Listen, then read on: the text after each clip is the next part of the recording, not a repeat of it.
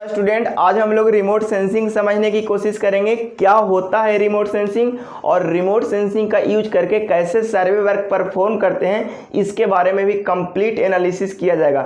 मतलब mechanism of remote sensing भी समझेंगे। जब मैकेनिज्म ऑफ रिमोट सेंसिंग समझने की कोशिश करेंगे तो वहाँ पे कंपोनेंट भी समझ आ जाएगा और रिमोट सेंसिंग का प्रोसेस क्या है वो सारे प्रोसेस स्टेप बाय स्टेप भी समझ आएगा। ठीक है, तो आइए स्टार्ट करते हैं रिमोट सेंसिंग। देखिए, रिमोट सेंसिंग दो टर्म से मिलकर बना हुआ, दो वर्ड से मिलकर बना हुआ, एक रिमोट और दूसरा सेंसिंग। रिमोट कहने का मतलब होता है कि which is something which is far away, something which is far away. ठीक है ना, यानी कुछ दूरी पर। और सेंसिंग कहने का मतलब होता है गेटिंग डाटा और इंफॉर्मेशन बाय सेंसर, यानी सेंसर के द्वारा डाटा और इंफॉर्मेशन कुछ दूरी पर जब हम लोग प्राप्त करेंगे यानी कलेक्ट करेंगे तब उसी को हम लोग बोलेंगे रिमोट सेंसिंग। ठीक है, सेंसिंग का मतलब समझिए, सेंसर का मतलब समझिए, सेंसिंग का मतलब जैसे हम लोग कहते थे कि सेंस ऑर्गन होता है, मतलब उस कोई चीज़ को ऑब्जर्व करने वाला ऑर्गन, जैसे कान, नाक, जीभ, ये सब क्या हो गया, सेंस ऑर्गन हो गया। तो बस सेंस ऑर्गन से ही टर्म आया है सेंसिंग का और सेंसर का। ठीक है ना, और जिससे डाटा कलेक्ट करेंगे जिस इंस्ट्रूमेंट से, उस इंस्ट्रूमेंट को हम लोग बोलेंगे सेंसर। ठीक है ना, हाँ, इस बात को आप समझने की कोशिश कीजिएगा। सेंसिंग एक प्रोसेस है और सेंसर एक इंस्ट्रूमेंट है, डिवाइस है। ठीक है ना, हाँ, जिसके यूज करके हम लोग क्या करते हैं, डाटा और इन्फॉर्मेशन को कलेक्ट करते हैं। ठीक है ना, हाँ, अब हम लोग थोड़ा सा स्टार्ट करते हैं मैकेनिज्म ऑफ रिमोट सेंसिंग। ठीक है, तो आप लोग यहाँ पे लिख लीजिएगा मैकेनिज्म ऑफ, यहाँ पे हेडिंग बना लीजिएगा मैकेनिज्म ऑफ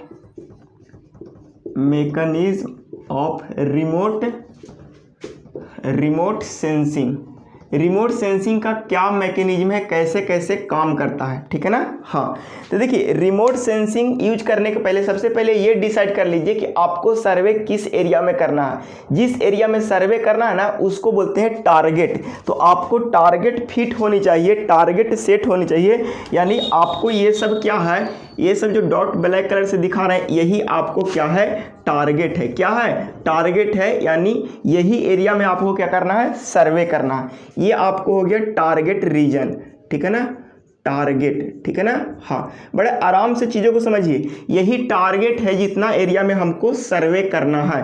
तो देखिए सर्वे वाले एरिया में क्या है, रिजर्वायर है जहाँ पानी स्टोर कर रहे हैं, यानी वाटर रिजर्वायर है, उसके बाद ट्री है, उसके बाद बिल्डिंग है, और भी बहुत सारे चीज़ है, लेकिन मेनली तीन ही बता रहे हैं ताकि फिगर गंदा ना हो और इजीली पूर्वक हम लोग कंसेप्ट को समझ ले। ठीक है, हाँ, तो रिमोट सेंसिंग में क्या होता है, सबसे पहले तो टारगेट को सेलेक्ट करते हैं कि किस एरिया में हमको सर्वे करना है। तो टारगेट क्या है, तो ग्राउंड सरफेस या ग्राउंड पर जितना भी ऑब्जेक्ट है जिसको सर्वे करना है वही आपका क्या हो गया, टारगेट हो गया। ठीक है ना, हाँ, यानी टारगेट का मतलब आप लोग को क्रिस्टल क्लियर है और सारा ये सब नोट्स हैंड रिटन फॉर्म में आपको ग्रुप में प्रोवाइड कर दिया जाएगा। ठीक है, हाँ, उसके बाद हम लोग क्या करते हैं, एक एनर्जी सोर्स का तलाश करते हैं। ठीक है ना, एक किसका तलाश करते हैं, एनर्जी सोर्स का। देखिए सपोज करिए कि ये क्या है, एक सन है। क्या है, एक सन है, ये सन है। सन क्या है, as a energy source, energy source. इस चीज को आप समझने की पूरा कोशिश करोगे, यहां से ऑब्जेक्टिव पूछा ही जाता है और यहाँ पे गलती करने की चांस नहीं करिएगा। अच्छा, सन एक एनर्जी सोर्स है तो सन से क्या निकलेगा, तो सन से एनर्जी निकलेगा और उस एनर्जी को बोलते हैं इलेक्ट्रोमैग्नेटिक रेडिएशन। क्या बोलते हैं, यहाँ से निकलेगा, इस सन से आपको निकलेगा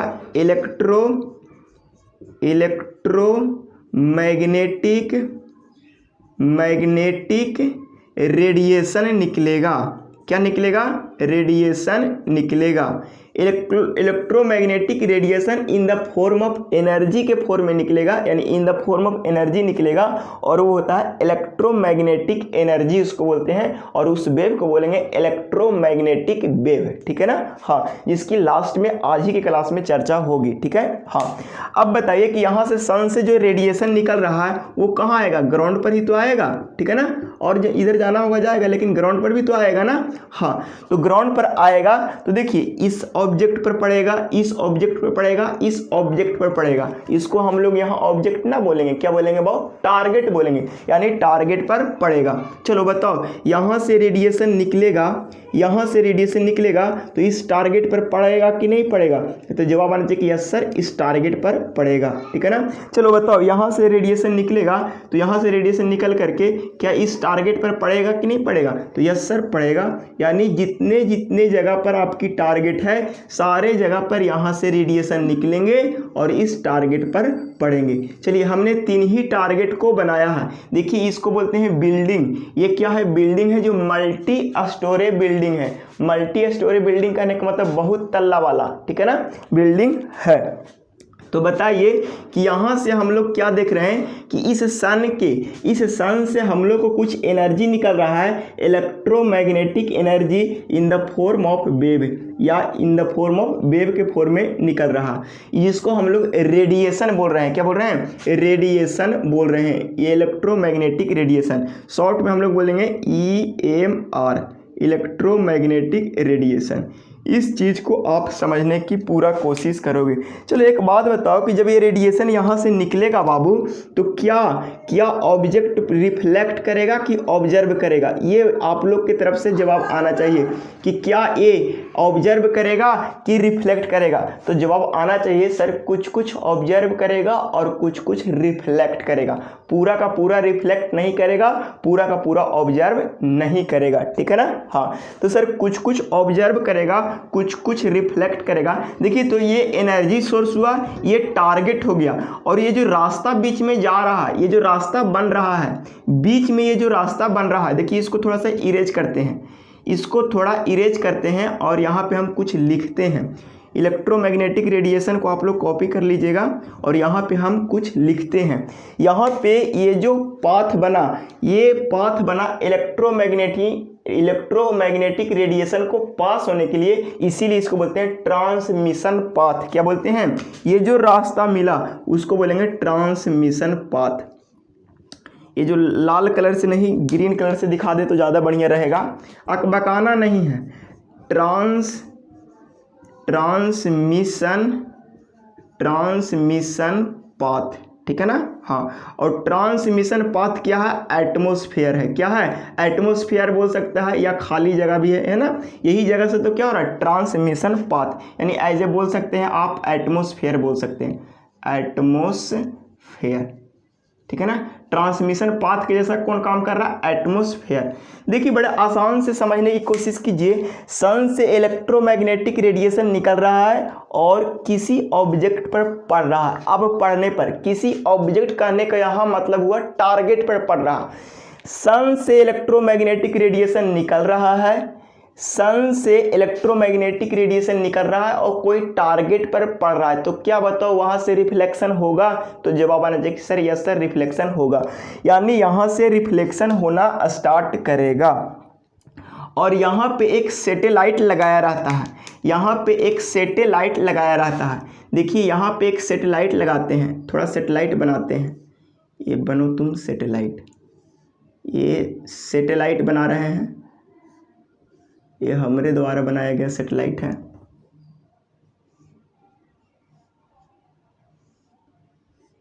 ठीक है ना, ये लॉन्च नहीं होगा, सिर्फ बोर्ड के लिए सैटेलाइट है, ठीक है ना।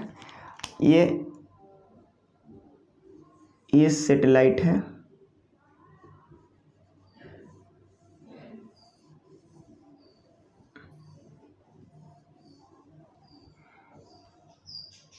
ये क्या है बाबू, एक सैटेलाइट है, और इस सैटेलाइट में यहाँ पे लगाया गया है सेंसर, ठीक है ना। ये क्या है, सैटेलाइट,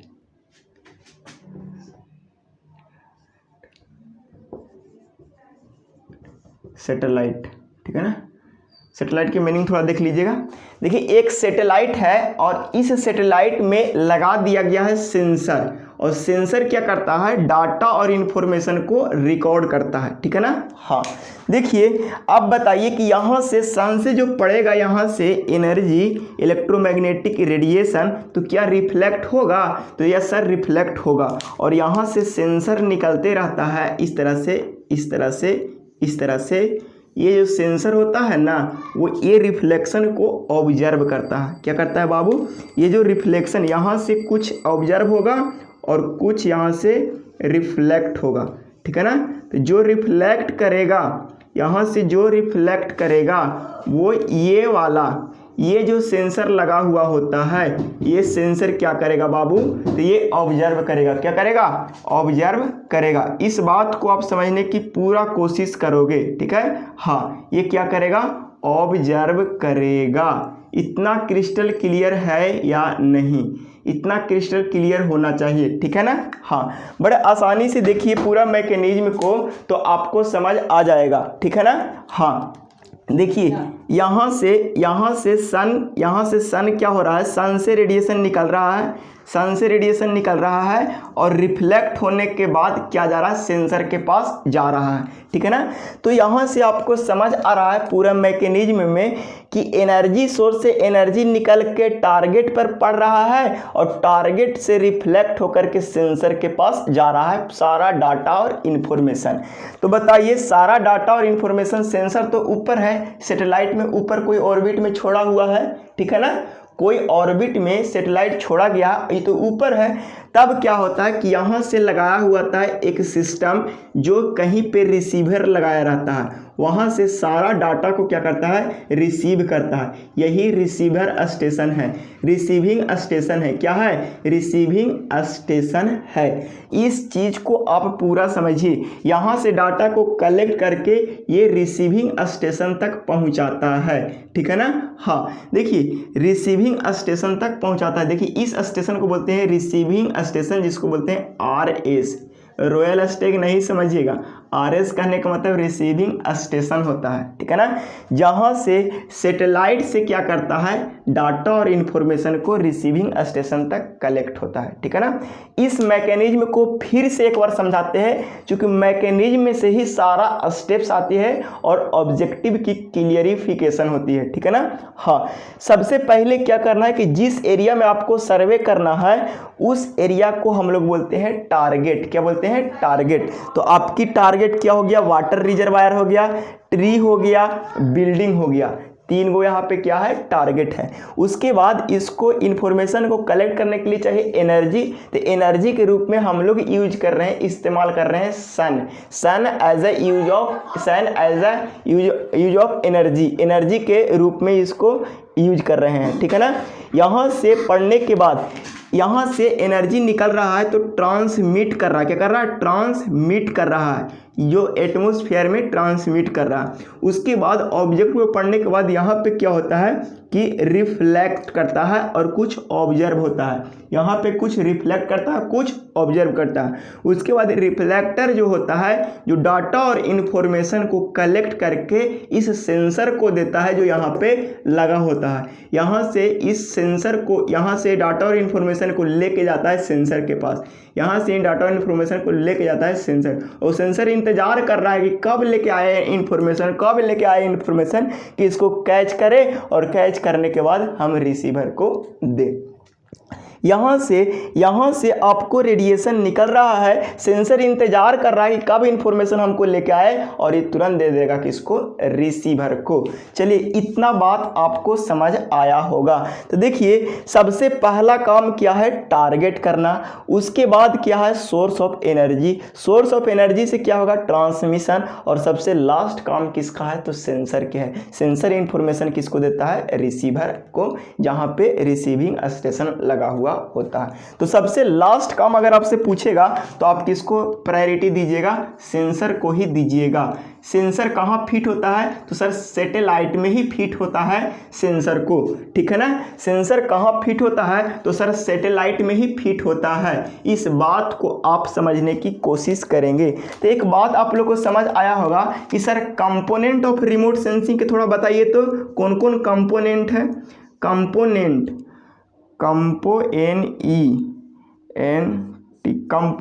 ऑफ रिमोट सेंसिंग।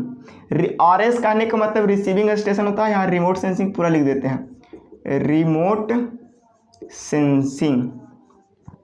इस बात को आप पूरा समझने की कोशिश करोगे, कंपोनेंट ऑफ रिमोट सेंसिंग। तो देखिए, तो सबसे पहला कंपोनेंट की अगर बात किया जाए रिमोट सेंसिंग को तो हो जाएगा आपको बहुआ टारगेट। क्या हो जाएगा, टारगेट। सबसे पहला कंपोनेंट टारगेट। दूसरा एनर्जी सोर्स। टारगेट क्या हो गया, तो सर ग्राउंड सरफेस, ठीक है ना, लिखेंगे एन ऑब्जेक्ट या object on ground surface, object on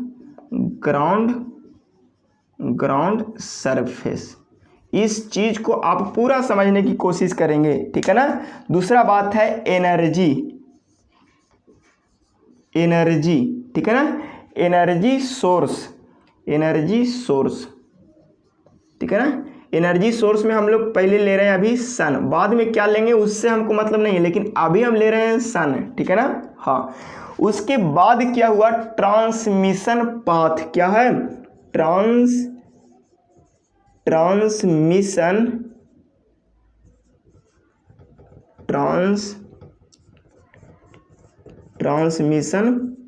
transmission path क्या हो गया, एटमॉस्फेयर। क्या हो गया, ठीक है ना। हाँ, चलिए ट्रांसमिशन पाथ हो गया। लास्ट में क्या है, सेंसर। और सेंसर कहाँ रहेगा आपको, सैटेलाइट में।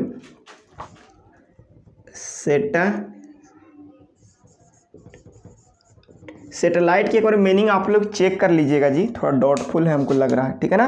तो अगर कंपोनेंट की बात की जाए तो बेसिकली रिमोट सेंसिंग का यही 4 कंपोनेंट है। कितना कंपोनेंट है भाव, 4 कंपोनेंट है। इस चीज को आप पूरा समझने की कोशिश करोगे। इतना ही है रिमोट सेंसिंग।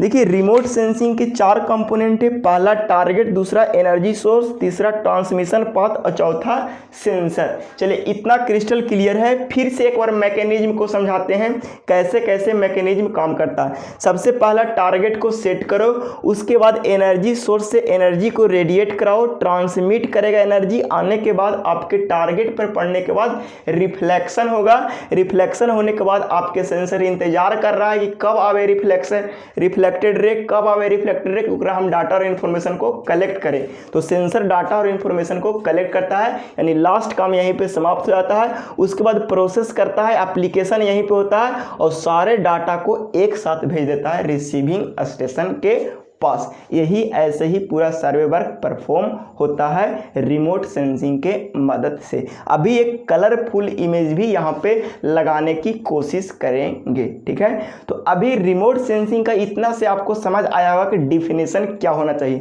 देखिए, तो बिना ऑब्जेक्ट को डायरेक्टली फिजिकल कांटेक्ट के हम लोग सर्वे कर ले रहे हैं, ठीक है ना।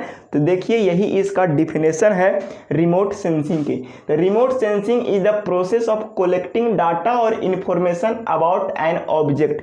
किसी भी ऑब्जेक्ट का डाटा और इंफॉर्मेशन जो कलेक्ट करते हैं विदाउट एनी फिजिकल कांटेक्ट, बिना छुए हुए हम लोग क्या करते हैं, डाटा और इंफॉर्मेशन को कलेक्ट कर लेते हैं। इस बात को ध्यान दीजिए। देखिए, पूरा थ्योरेटिकल है, लेकिन ऑब्जेक्टिव यहाँ से पूछने के चांस अच्छे खासे होते हैं, ठीक है ना। अच्छे खासे मतलब एक तो होगा ही, ठीक है ना। हाँ, कह रहा कि the term of remote sensing is used more commonly to denote the identification of the earth feature by detecting their characteristic with the help of electromagnetic radiation। और इसमें क्या करते हैं कि जितने भी सर्वे करते हैं ना, वो इलेक्ट्रोमैग्नेटिक रेडिएशन के वजह से ही हम लोग क्या करते हैं, सर्वे कर पाते हैं, ठीक है ना। हाँ, तो रिमोट सेंसिंग में ये एक सैटेलाइट होता है, और सैटेलाइट में लगाया होता है सेंसर, और वो सेंसर के वजह से हम लोग क्या करते हैं, डाटा और इन्फॉर्मेशन को कलेक्ट करते हैं, ठीक है ना। तो कभी कभी क्या होता है ना कि यहाँ पे जो मेन रोल आता है सेंसर की आता है। सेंसर किस टाइप के है, तो सेंसर जो होता है ना, दो टाइप के सेंसर मिलता है आपको, एक मिलता है एक्टिव सेंसर और एक मिलता है पैसिव सेंसर। देखो पैसिव नाम से ही पता चल रहा है कि सुस्त होगा, मतलब उसको एनर्जी सोर्स अपना नहीं होगा। पैसिव कहने का मतलब होता है निगेटिव से सेंस होता है, और एक्टिव कहने का मतलब होता है पॉजिटिव से, एनर्जेटिक से, ठीक है ना। हाँ, तो पैसिव कहने का मतलब उसके पास अपना सोर्स ऑफ एनर्जी नहीं होता है। जो सेंसर जो लगा रहता है, पैसिव सेंसर जो होता है, उसके पास अपना, पैसिव सेंसर, बड़ा आराम से सुन लीजिए, पैसिव सेंसर जो होता है उसके पास अपना सोर्स ऑफ एनर्जी नहीं होता है, वो सन के रेडिएशन पर डिपेंड करता है। अगर सन रेडिएशन देगा तो वो पैसिव सेंसर काम करेगा और आपके सर्वे वर्क होगा। अगर सन रेडिएशन देना बंद कर देगा तो आपके सेंसर भी काम करना बंद कर देगा और आपकी काम नहीं होगा। लेकिन एक्टिव सेंसर क्या होता है, वो खुद अपना लाइट इमिट करता है, उसमें खुद लाइट लगाया रहता है, और वही लाइट, वही इलेक्ट्रोमैग्नेटिक रेडिएशन की मदद से अपना सर्वे वर्क परफॉर्म करता है। तो एक्टिव के पास अपना सोर्स ऑफ एनर्जी होता है खुद का, और वो स्पेक्ट्रम के फॉर्म में दिखाई पड़ते हैं, ठीक है ना। तो दो तरह का सेंसर मिले। यहाँ पे जो सेंसर लगाया रहता है वो दो तरह का सेंसर लगाया जाता है। सेंसर क्या है, एक डिवाइस है, सेंसर क्या है, एक डिवाइस है जो डाटा और इन्फॉर्मेशन को कलेक्ट करता है। क्या करता है, कलेक्ट करता है। तो सेंसर दो टाइप के मिला, एक को बोले पैसिव और एक को बोले एक्टिव। पैसिव सेंसर क्या होता है, बड़े आराम से, पैसिव सेंसर क्या होता है, जो सोर्स ऑफ एनर्जी, यानी सोर्स ऑफ एनर्जी के जगह पर हम सन यूज करता है। जो पैसिव जो सेंसर होता है वो सन को एनर्जी सोर्स के जैसा इस्तेमाल करता है, जबकि एक्टिव सेंसर जो होता है वो उसका खुद का सोर्स ऑफ एनर्जी होता है, किसी दूसरे सोर्स पर डिपेंड नहीं करता है। तो यही से अगर जिसमें पैसिव सेंसर लगा करके सर्वे वर्क करा रहे हैं तो पैसिव सेंसिंग हो जाएगा, अगर एक्टिव लगा के कर रहे हैं तो एक्टिव सेंसिंग हो जाएगा। चलिए, इतना बात समझ आया। तो रिमोट सेंसिंग भी आपको दो टाइप के मिलेगा, एक को बोलेंगे एक्टिव रिमोट सेंसिंग और एक को बोलेंगे पैसिव रिमोट सेंसिंग, ठीक है ना। तो अभी हम दोनों को एक्सप्लेन करते हैं कि एक्टिव रिमोट सेंसिंग क्या होता है और पैसिव रिमोट सेंसिंग क्या होता है। देखिए, एक्टिव रिमोट सेंसिंग के पहले समझ लीजिए। Active remote sensing it is used to own source of energy, उसका खुद का एनर्जी सोर्स होता है, वो कोई दूसरा से एनर्जी लेने की कोई ज़रूरत नहीं होती है। यानी on source of energy, on मतलब होता है खुद का, क्या होता है बाबू, खुद का सोर्स ऑफ एनर्जी होता है, which is directed toward the object and return energy is measured, ठीक है ना। हाँ, क्या करता है कि यहाँ से एनर्जी रेडिएट करता है और वहाँ से जो भी रिटर्न होता है एनर्जी, उसी के टर्म में यहाँ सेंसर क्या करता है, मेजर करता है, ठीक है ना। तो दो टाइप के मिला, एक एक्टिव और दूसरा पैसिव। एक्टिव के पास अपना सोर्स ऑफ एनर्जी, पैसिव को भी देख लेते हैं। Passive remote sensing it is use sun as a source of energy. Passive में किसका यूज करते हैं, तो सन का यूज करते हैं as a source of energy. Energy source यहाँ पर क्या यूज करते हैं पैसिव में, तो सन का, ठीक है ना। हाँ, and records the naturally radiated और reflected form of from an object. और ये कैसे रिकॉर्ड करता है, तो नेचुरली जो लाइट मिलता है, नेचुरली जो इलेक्ट्रोमैग्नेटिक एनर्जी मिलता है, उसी को जितना रिफ्लेक्ट होता है ना, उसी से सारा मतलब इंफॉर्मेशन और डाटा को कलेक्ट करता है, ठीक है ना। हाँ, चलिए, इतना बात आपको समझ आया होगा। तो सर, एक्टिव रिमोट सेंसिंग कहाँ पे इस्तेमाल होता है और पैसिव रिमोट सेंसिंग कहाँ पे इस्तेमाल होता है, तो आप लोग लिख सकते हैं कि एक्टिव रिमोट सेंसिंग का जो यूज हम लोग करते हैं, एक्टिव रिमोट सेंसिंग का जो हम लोग यूज करते हैं वो हम लोग कहाँ पे यूज करते हैं, तो एक्टिव का यूज करते हैं, देखिए एक्टिव का यूज करते हैं रडार में। देखिए यहाँ पे इसको लिख दीजिए एक्टिव, एक्टिव रिमोट सेंसिंग और यहाँ पे लिख दीजिए पैसिव रिमोट सेंसिंग, ठीक है ना। और यहाँ पे इसको क्या लिखे थे, रडार, RADAR, और इसको लिखेंगे सोनार, SONAR।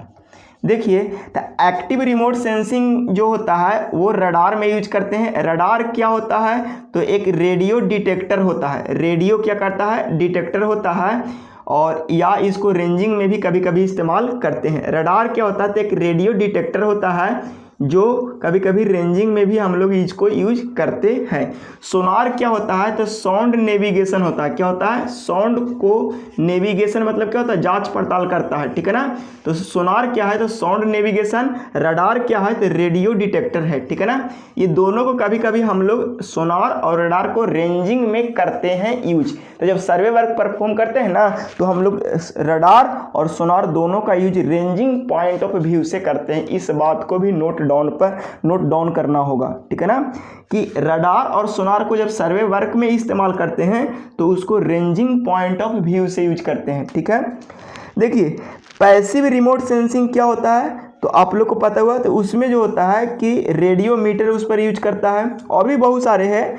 चार्ज कपल भी हो सकता है, इंफ्रारेड भी हो सकता है, फिल्म फोटोग्राफी भी हो सकता है। तो ये सारे एग्जाम्पल को आप कंसीडर करेंगे। और यहाँ तक आपको एक्टिव रिमोट सेंसिंग खत्म हुआ, पैसिव रिमोट सेंसिंग खत्म हुआ, मैकेनिज्म खत्म हुआ, प्रोसेस भी खत्म हो गया। प्रोसेस क्या है, अभी सारे प्रोसेस के एकदम लाइन से सीरियल ढंग से हम क्या करते हैं, लिख देते हैं इरेज करके। कंपोनेंट कौन कौन सा हुआ, टारगेट हुआ, एनर्जी सोर्स हुआ, ट्रांसमिशन पाथ हुआ और सेंसर हुआ। चलिए इतना आप लोग को क्रिस्टल क्लियर होना चाहिए, और एक बार चाहे तो आप यहाँ से भी कॉपी कर सकते हैं। ये क्या है, सैटेलाइट है, ये क्या है, रिसीविंग स्टेशन है, ये क्या है, टारगेट है, ये क्या है, सन है as a source of energy, ये क्या है, ट्रांसमिशन पाथ है। चलिए यहाँ तक आप लोग कॉपी कीजिए। अभी हम लोग सीखेंगे इसके जस्ट बाद इसका क्या एडवांटेज है, क्या डिसएडवांटेज है, और रिमोट सेंसिंग का क्या एप्लीकेशन है। साथ ही साथ इलेक्ट्रोमैग्नेटिक रेडिएशन के बारे में, इलेक्ट्रोमैग्नेटिक वेव के बारे में भी सीखेंगे, ठीक है। इतना कर लीजिए कॉपी, हो जाते हैं साइड, नहीं तो पैकेज में आप लोग को मिलेगा। हम लोग प्रोसेस ऑफ रिमोट सेंसिंग को समझ लेते हैं, ठीक है। हेडिंग बना लीजिए प्रोसेस ऑफ रिमोट सेंसिंग। तो पहला प्रोसेस क्या है कि एनर्जी रेडिएट होगा तबे तो अगला काम होगा। तो पहला एनर्जी सोर्स और इल्यूमिनेशन, ठीक है। दूसरा है interaction of radiation with atmosphere, और यहाँ से जब निकलेगा एनर्जी सोर्स तो एटमॉस्फेयर के साथ क्या होगा, इंटरैक्ट होगा। तो दूसरा प्रोसेस इंटरैक्शन होता है। तीसरा है इंटरैक्शन विथ टारगेट, और यहाँ से पढ़ने के बाद तीसरा क्या है, टारगेट के साथ यानी ऑब्जेक्ट के साथ इंटरैक्शन होगा, लगाव होगा, ठीक है ना। हाँ, उसके बाद चौथा है ट्रांसमिशन, रिफ्लेक्शन एंड प्रोसेसिंग। उसके बाद यहाँ से क्या होगा, इसके अंदर ट्रांसमिशन होगा, उसके बाद रिफ्लेक्शन होगा, और यहाँ पे थोड़ा सा प्रोसेसिंग भी होगा, ठीक है ना।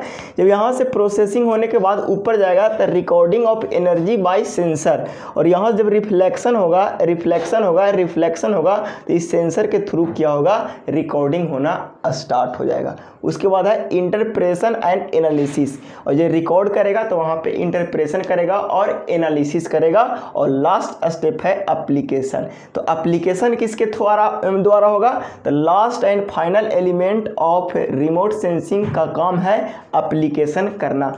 तो आता है कि बताओ लास्ट स्टेप कौन सा कंपोनेंट करता है, तो रिमोट सेंसिंग। लास्ट स्टेप कौन सा करता है, तो रिमोट सेंसिंग। ये भी बहुत बार ऑब्जेक्टिव में पूछा गया है, इवन इंटरनल एग्जाम में भी पूछा जाता है, ठीक है ना। हाँ, आप लोग को जब आएगा इंटरनल एग्जाम तो आप लोग देख लीजिएगा, ठीक है। हाँ, अब बताइए कि ये तो रिसीविंग स्टेशन है ना, ये इसका कंपोनेंट नहीं है, कंपोनेंट यही आपका है, ये रिसीविंग स्टेशन यहाँ से डाटा को रिसीव कर रहा है, ठीक है ना।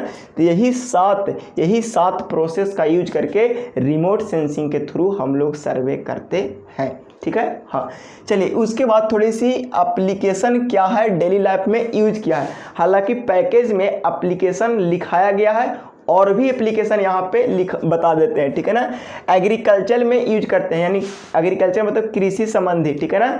फसल का कैसा मतलब रोग कहाँ पे लग रहा, कहाँ पे फसल कैसा स्थिति में है, वो सारे चीज़ का डिटेक्ट करना, ठीक है ना। अभी यहाँ पे एक स्लाइड लगाते हैं और इस स्लाइड से आप लोग पढ़ लीजिएगा सारा कुछ, ठीक है ना।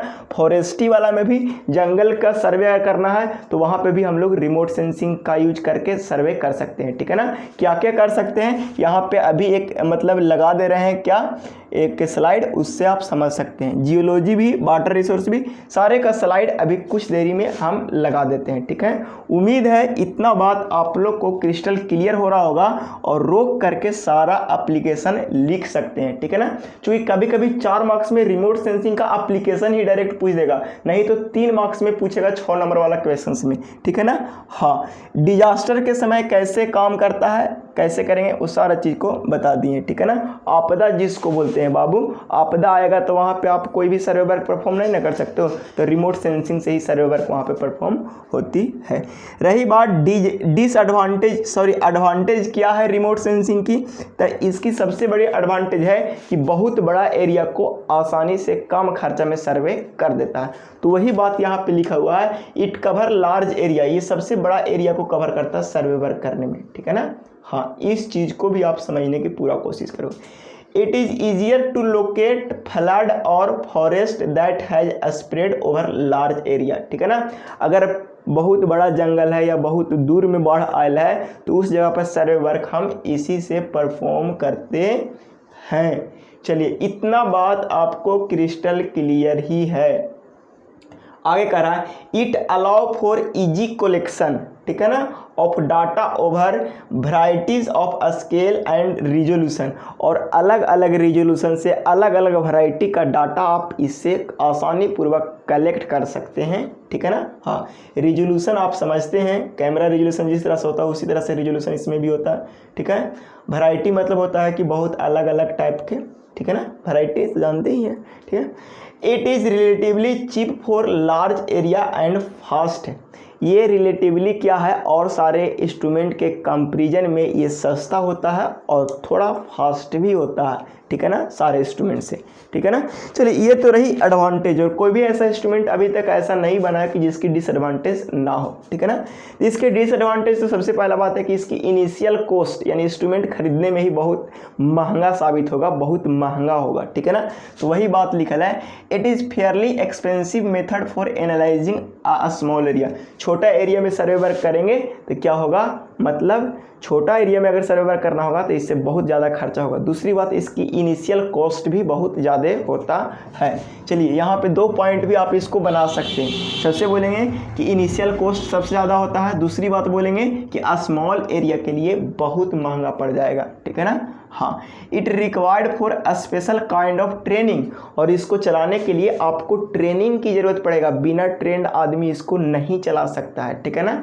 हाँ, रिजोल्यूशन कितना सेट करना चाहिए, ब्लर करके सेट कर देगा, पता चलेगा कि आपकी डाटा कुछ है और कलेक्ट कुछ कर रहा है, ठीक है ना। हाँ, ग्रीन कलर के करना चाहिए तो आ रहा है लाल, जाओ आराम करते रहो फील्ड में, ठीक है ना। चलिए, इतना बात आपको समझ आया, एडवांटेज डिसएडवांटेज। अब बात आती है इलेक्ट्रोमैग्नेटिक रेडिएशन की।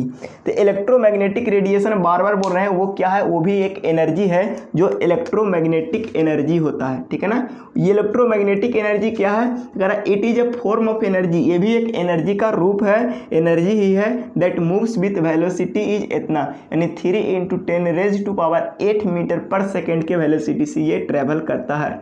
इन हार्मोनिक पैटर्न कंसिस्टिंग सिनुसोडियल कर्व, ठीक है ना। कैसा कर्व होता है, हम फिगर की हेल्प से इसको समझाने की कोशिश करते हैं, ठीक है। इतना को कर लीजिएगा कॉपी, नहीं तो पैकेज तो बंटवा दिया गया है, लेकिन फिर भी संतोषम परम सुखम कॉपी कर लीजिएगा।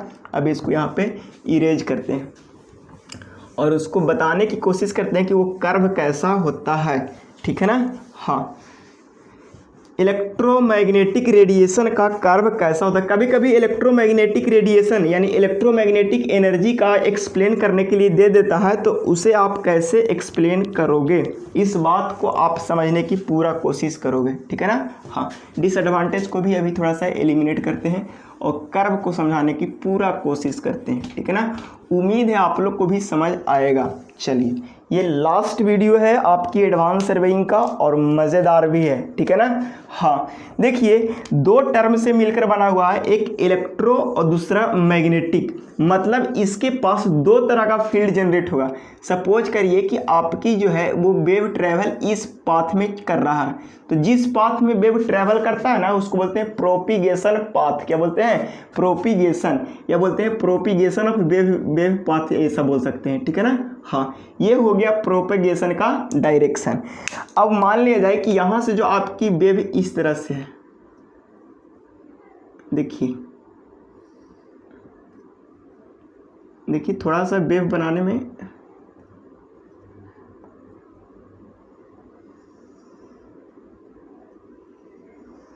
इस तरह से वेव ट्रैवल करता है और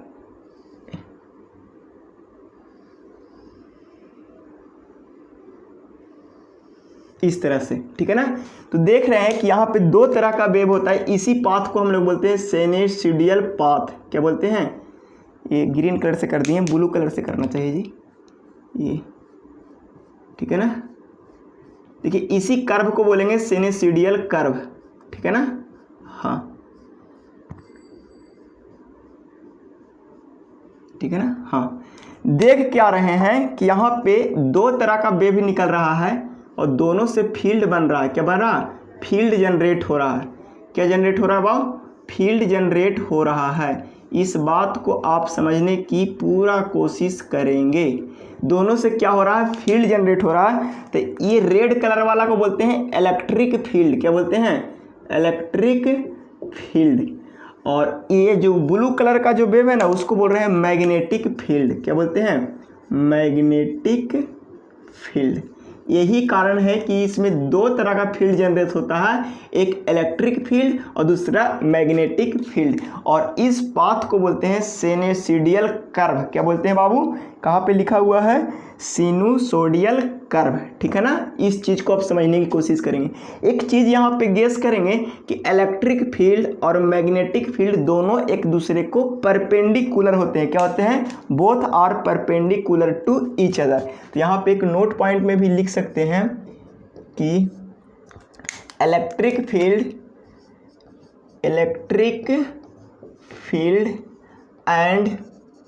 and magnetic field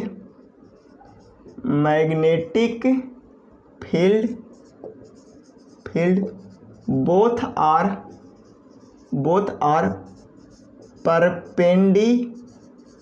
perpendicular to each other। दोनों एक दूसरे का कैसा होता है बाबू? 90 डिग्री के साथ होता है। थोड़ा सा एनर्जी की बात किया जाए तो यहाँ पे प्लैंक क्वांटम या हाइजेंस प्रिंसिपल के अनुसार एनर्जी का जो मतलब फॉर्मूला होता है E बराबर h म्यू होता है। E बराबर h म्यू। h क्या है? प्लैंक कांस्टेंट होता है, प्लैंक कांस्टेंट, ठीक है ना। हाँ, अब बताइए जो प्लैंक कांस्टेंट होता है म्यू क्या होता है? फ्रीक्वेंसी होता है, जो कि अलग अलग फ्रीक्वेंसी होती है, जो कि अलग अलग कलर के लिए फ्रीक्वेंसी अलग अलग होती है। ई क्या है? एनर्जी, ठीक है ना। हाँ, एक फार्मूला और जानते हैं नॉर्मल फार्मूला वेव के लिए कि v बराबर न्यू, वेलोसिटी बराबर v बराबर न्यू इंटू लेमडा, ठीक है ना। लेमडा क्या है? वेव लेंथ होता है, ठीक है ना। तो यहाँ से आप न्यू की वैल्यू यानी म्यू की वैल्यू आप निकाल सकते हैं। तो v बट्टा लेमडा, ये भी यहाँ पे वेलोसिटी है। क्या है? वेलोसिटी है, ठीक है ना। ये वेलोसिटी है, ये फ्रीक्वेंसी है और ये वेवलेंथ है। ये क्या है? वेवलेंथ है, ठीक है ना। अब बताइए कि ये वाला म्यू की वैल्यू यहाँ पे पुट कर देंगे तो एनर्जी का एक नया फार्मूला हमको मिल जाएगा। एनर्जी बराबर h into v by lambda, h into v by lambda हो जाएगा। काहे कि म्यू बराबर हम लोग नया फार्मूला एडजस्ट कर दिए। भी आपको पता है कितना वेलोसिटी है? 3 × 10⁸ और लेमडा यानी वेवलेंथ आपको पता रहेगा प्लैंक कांस्टेंट पता है तो आप एनर्जी भी यहाँ से कैलकुलेट कर सकते हो कि कितना इलेक्ट्रोमैग्नेटिक एनर्जी आपको जनरेट हो रहा है। तो इस रिलेशन से आप फार्मूले भी कर सकते हो। कभी कभी 4 मार्क्स में एक्सप्लेन करने के लिए दे देगा या 3 मार्क्स में एक्सप्लेन करने के लिए दे देगा कि व्हाट इज इलेक्ट्रोमैग्नेटिक एनर्जी या एक्सप्लेन इलेक्ट्रोमैग्नेटिक एनर्जी। तो ये चीज़ लिखना ही होगा, ये फिगर दिखाना ही होगा और डायरेक्ट आप लोग ये रेडीमेड फार्मूला लिख देंगे और तो समझेगा कि नहीं इसके पास कंसेप्ट क्लियरिटी है। ओवरऑल अगर देखा जाए तो सर्वे की कहानी पूरी तरह से फिनिश हो गई। सर्वे का सिलेबस धुआं धुआं हो गया। अब आप लोगों का काम है कि डॉट क्लास में ज़रूर अटेंड लें और साथ ही साथ अब आपको यही काम है कि रिवीजन करें पूरा, क्योंकि ये सर्वे ऐसा पेपर है कि बिना रिवीजन के आप कुछ नहीं कर सकते हो, क्योंकि न्यूमेरिकल प्रैक्टिस का चीज़ यहाँ पे आती है। सर्वे का न्यूमेरिकल बहुत पॉइंट में होता है, इसीलिए कैलकुलेटर से कैलकुलेट करेंगे। दूसरी बात, जो स्टूडेंट को लगता है कि सर्वे में 60 के प्लस स्कोर करें वो यूनिट 5 और यूनिट 6, यानी यूनिट 5 में क्या था आपको थियोडोलाइट मतलब टोटल स्टेशन और इलेक्ट्रॉनिक डिजिटल थियोडोलाइट था, यानी एडवांस सर्वे इक्विपमेंट वाली यूनिट को बढ़िया से संभाल के रखना है। दूसरी aerial survey and remote sensing को, चूंकि 60 के प्लस तभी जाया जा सकता है। ठीक है, इस बात को आप समझिएगा। सर्वे का कहानी पूरी तरह से धुआं धुआं हो गया। Best of luck. चलिए ठीक है, तो आज का क्लास इतना ही। आप लोग को यहाँ पे ये सारे प्रोसेस को ध्यान देना है, इस यूनिट में ध्यान देना है, इसको प्रोसेस को, इसकी कंपोनेंट को और इलेक्ट्रोमैग्नेटिक एनर्जी को। ठीक है ना, हालांकि ये पूरा ही टॉपिक ही हॉट्स है। ठीक है ना। हाँ, जो लोग सेमेस्टर एग्जाम सिर्फ पास करना चाह रहे हैं, जो स्टूडेंट सेमेस्टर एग्जाम सिर्फ पास करना चाह रहे हैं वो टैक्योमेट्री का न्यूमेरिकल को सीख लेंगे, क्योंकि उसका न्यूमेरिकल सीखना आसान है। दूसरी बात, ये दोनों यूनिट को छोड़ेंगे नहीं। तो ये दोनों यूनिट यानी यूनिट नंबर 5 और यूनिट नंबर 6 टॉपर के लिए भी उतना ही इंपॉर्टेंट है और जो स्टूडेंट सिर्फ पास करना चाह रहे हैं उनके लिए भी उतना ही इंपॉर्टेंट है। चलिए ठीक है, आज का क्लास इतना ही। अब संडे टू संडे आपके रिवीजन चल रहा है, बीच में भी अपन टाइम शेड्यूल कर देगा और उसके अनुसार क्या होगा आपकी रिवीजन कंटिन्यू रहेंगे। रिवीजन जैसे ही समाप्त होगा आपको स्क्रीन रिकॉर्डर के हेल्प से आपको क्वेश्चन बैंक का एनालिसिस स्टेप बाय स्टेप बताया जाएगा और कॉपी कैसे लिखना चाहिए, वो फॉल्ट कहाँ पे होती है, वो सारा चीज़ क्वेश्चन बैंक का एनालिसिस करते समय आपके स्क्रीन रिकॉर्डर के माध्यम से बताया जाएगा। ठीक है, चलिए बेस्ट ऑफ लक।